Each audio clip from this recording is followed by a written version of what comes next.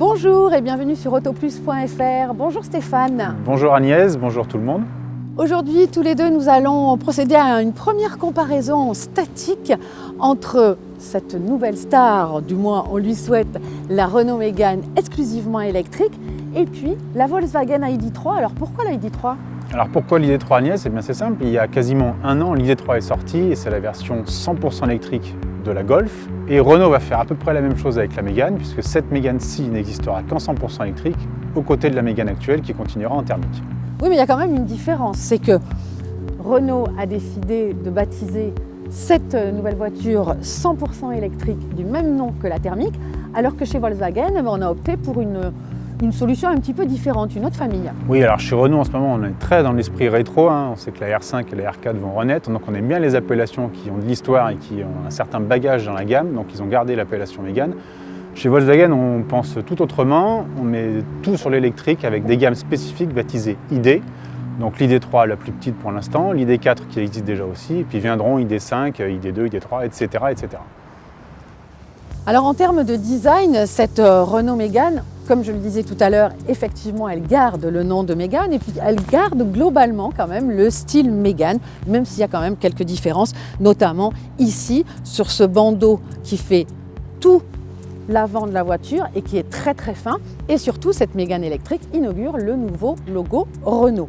Il y a des petits détails un petit peu fantaisie quand même, notamment sur le bouclier. Alors ça va plaire ou pas, hein.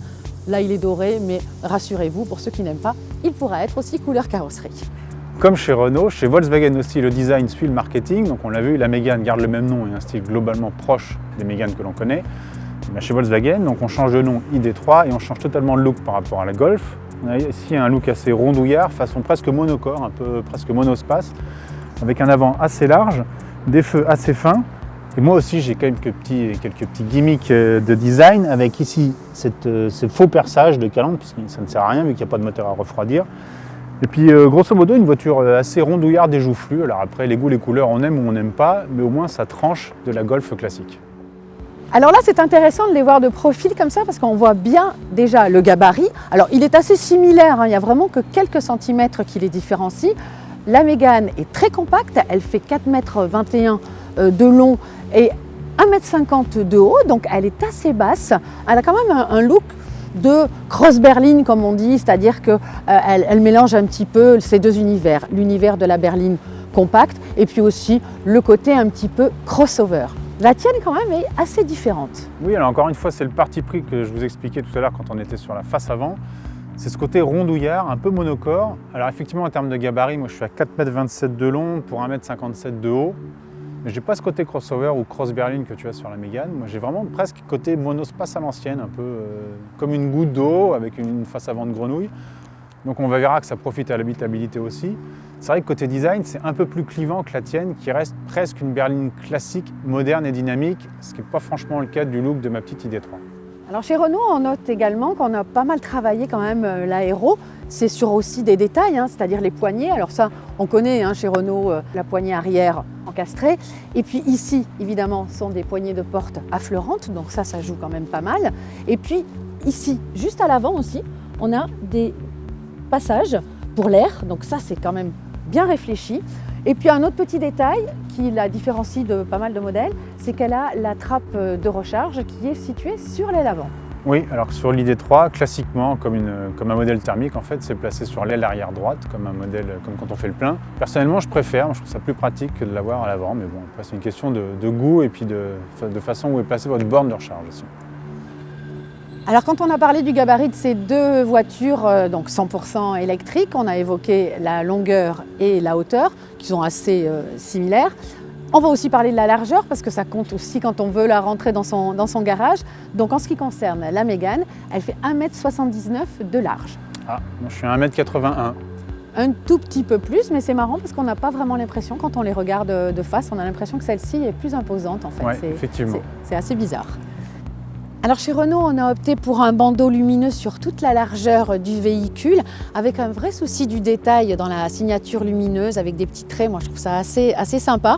Autre petit détail que moi j'aime bien, c'est ce fameux E à la fin du mot Mégane, qui a une forme de prise pour bien montrer que c'est un véhicule 100% électrique. Et puis côté plus pratique, En volume de coffre, Renault annonce 440 décimètres cubes de volume. Et autre détail bien pensé, sous le plancher du coffre, il y a une trappe pour pouvoir ranger le câble. Ça, c'est bien vu.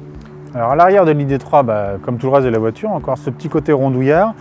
Alors des feux plus classiques, pour moi ça ne court pas tout le long du haillon, voilà, c'est un bloc phare un peu plus épais que le tien, qui repart bien sur les ailes.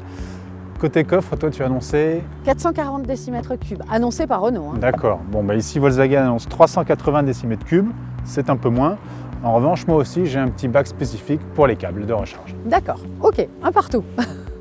Alors Stéphane, j'ai hâte que tu me parles de la planche de bord de l'ID3 parce que moi, en ce qui concerne la Renault Mégane, franchement, je suis bluffée.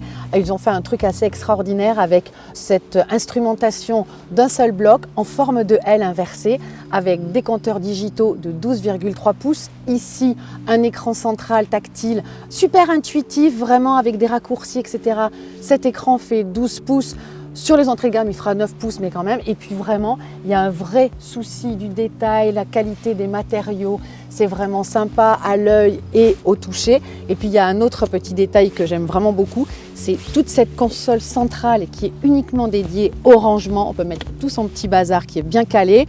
Ici aussi, on a donc sa coulisse et on peut avoir un rangement bien profond. Et tout ça parce qu'en fait, toutes les commandes ont été déplacées ici, derrière le volant, et notamment avec ce levier de vitesse assez original. Alors Agnès, dans l'ID3, c'est pas du tout comme dans ta Mégane. J'ai certes un bloc compteur numérique en face de moi, mais il fait 5,3 pouces, donc une taille tout à fait ridicule.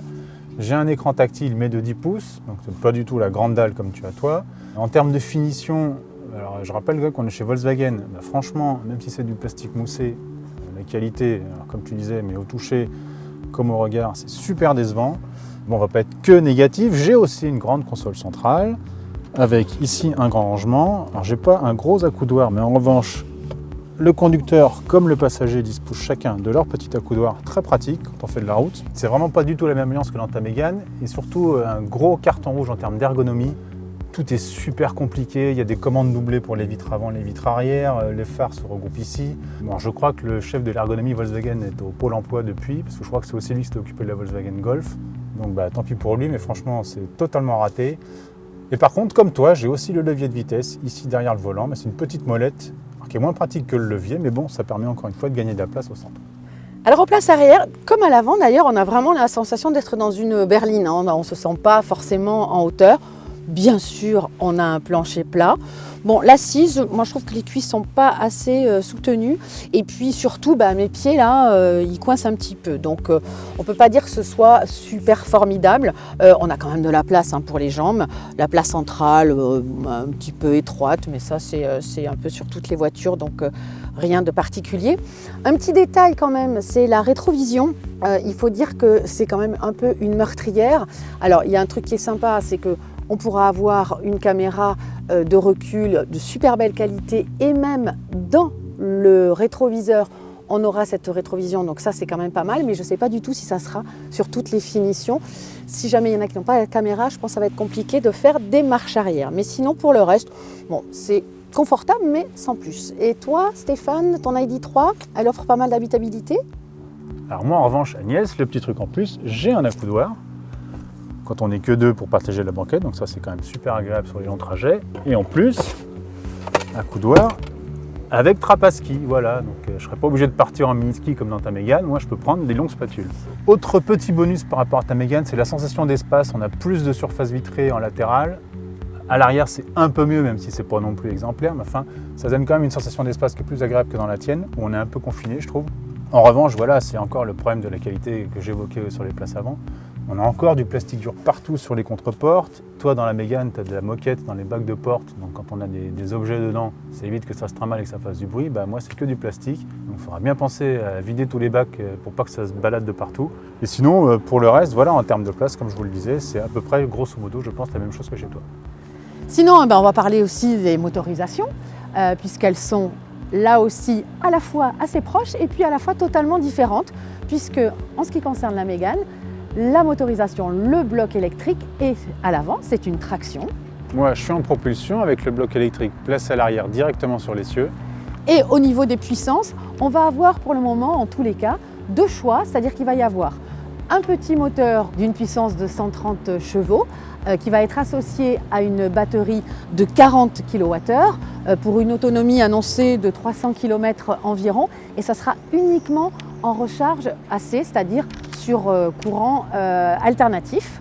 Et la deuxième version, ça sera une autre variante de 218 chevaux avec une batterie de 60 kWh pour une autonomie annoncée de 450 km environ. Et là, ça sera les deux, c'est-à-dire qu'on pourra avoir du courant continu, donc des charges rapides, et puis bien sûr du courant alternatif. D'accord, alors moi la gamme est un peu plus étoffée, mais il faut dire que la voiture a déjà un an. Donc moi j'ai 3 niveaux de puissance, donc 145, 150 et 204 chevaux. J'ai 3 batteries possibles, donc 45 kW, 58 ou 77. Pour des autonomies, donc la plus petite c'est 350 km, la plus grande c'est 544 km. J'ai la recharge AC mais que sur la petite batterie et puis la recharge complète sur les 2 batteries les plus puissantes. Très bien. Maintenant, les tarifs. Alors, en ce qui concerne la Volkswagen, on les connaît puisqu'elle est déjà commercialisée. Donc moi je démarre à 34 750 € hors bonus évidemment. Concernant la Mégane, on ne connaît pas encore les tarifs, ils seront dévoilés en février 2022, peu de temps avant son arrivée en concession. Elle devrait arriver certainement à la fin du mois de mars, mais on peut facilement imaginer que Renault va essayer de s'aligner sur les tarifs de la Volkswagen, donc peut-être un tarif à partir de 35 000 €. Ouais, je pense hors qu'on est dans la bonus bonne bien fourchette, sûr. là, ouais. Mais ça, c'est pareil, on le saura un petit peu plus tard. Voilà, c'est tout ce qu'on pouvait vous dire pour le moment sur ces 2 véhicules qui vont s'affronter certainement sur le marché français. Et nous, d'ici là, on se retrouve sur autoplus.fr. Merci de nous avoir suivis et à bientôt.